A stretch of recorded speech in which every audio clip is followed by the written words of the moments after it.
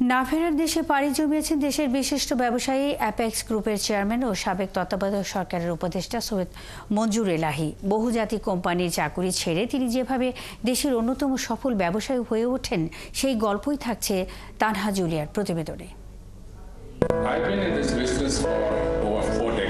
ঢাকা বিশ্ববিদ্যালয় থেকে মাস্টার্স পরীক্ষা দিয়ে বহুজাতিক কোম্পানি পাকিস্তান টোবাকো করাচি অফিসে শুরু করেন কর্মজীবন। 1970 সালে উত্তপ্ত রাজনৈতিক পরিস্থিতির সময়ে বদলি হন ঢাকায়।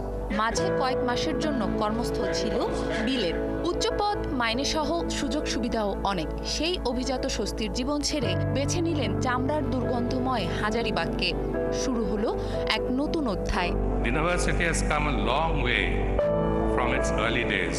1972 সালে মঞ্জুর ইন্ডাস্ট্রিজ নামে কোম্পানি করে কমিশনের ভিত্তিতে চামড়া বিক্রির ব্যবসায় নামেন সৈয়দ মঞ্জুর এলাহী। 4 বছর পর 1976 সালে 12,22,000 টাকায় রাষ্ট্র মালিকানাধীন ওরিয়েন্ট ট্যানারি কিনে করেন অ্যাপেক্স ট্যানারি। 14 বছর পর যাত্রা শুরু করা অ্যাপেক্স ফুটওয়্যার এখন দেশের শীর্ষ জুতা বিক্রেতা ও রপ্তানিকারক প্রতিষ্ঠান। সব মিলিয়ে অ্যাপেক্স গ্রুপে কাজ করেন এখন 17,000-এরও বেশি কর্মী। বার্ষিক লেনদেন প্রায় 2,000 কোটি টাকা। মূল ব্যবসা অ্যাপেক্স ছাড়াও ম্যাপল লিফ স্কুল সহ আরও অনেক ব্যবসা ও প্রতিষ্ঠানের বিনিয়োগ ও পরিচালনায় যুক্ত আছে তার পরিবার। তিনি metropolitan chamber of commerce and ইন্ডাস্ট্রির সভাপতি ছিলেন। মিউচুয়াল ট্রাস্ট ব্যাংক এবং গ্রে অ্যাডভার্টাইজিং এবং দেশের প্রথম বিজনেস ডেইলি ফিনান্সিয়াল এক্সপ্রেসের চেয়ারম্যান হিসেবেও দায়িত্ব পালন করেন।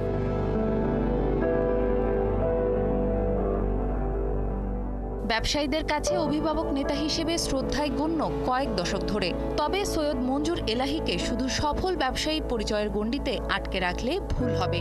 গবেষণা প্রতিষ্ঠান সিপিডি ট্রাস্টি বোর্ডের এই সদস্য উন্নয়ন সংস্থা মানুষের জন্য ফাউন্ডেশনেরও চেয়ারম্যান ছিলেন। 1996 এবং 2001 সালে তত্ত্বাবধায়ক সরকারের যোগাযোগ, নৌপরিবহন ও বেসামরিক বিমান চলাচল ও পর্যটন, ডাক ও টেলিযোগাযোগ এবং গৃহায়ন ও গণপূর্ত মন্ত্রণালয়ের উপদেষ্টার দায়িত্ব পালন করেন তিনি। আজ বুধবার সিঙ্গাপুরের একটি হাসপাতালে চিকিৎসাধীন অবস্থায় স্থানীয় সময় সকাল 9:31 শেষ নিঃশ্বাস ত্যাগ করেন বিশিষ্ট এই শিল্পপতি।